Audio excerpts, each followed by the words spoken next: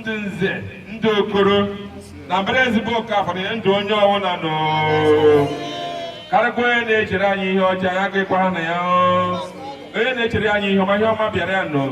onye na-echere anyị ihe ọjọọ ya were ihe ọjọọ gụọ onwe ya ahụ anyị na-asị n'ihu ndị ichie ka anyị nọ na-asị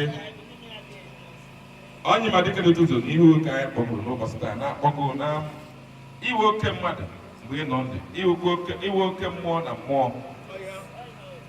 anyị na-asụ binye n'oke ọnụnụ n'ọnụ anyị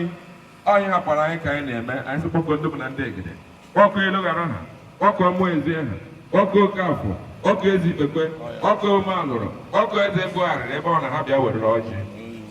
asụ ndị bụ na ndị egede ata na ọjị o ka anyị na-akpọ ụlọ na anụ ụlọ na-eche anyị na mmụọ ụlọ ga-ata n'ogbe anyị ata n'ikpe omenala ka anyị na-eme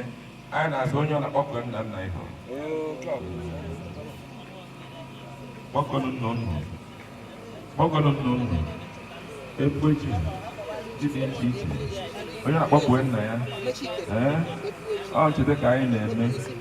asị ncheta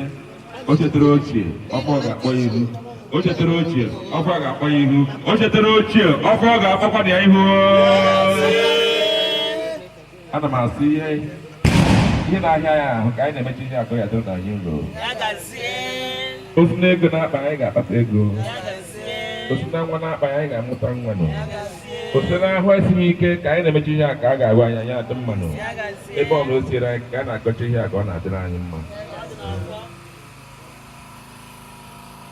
anyị na-asụchikwa ọma biko ebe o siere anyị ike asị ọkụkọ mmadụ ọchọ mmadụ ọkọwa anụ ọhịa oje n'osi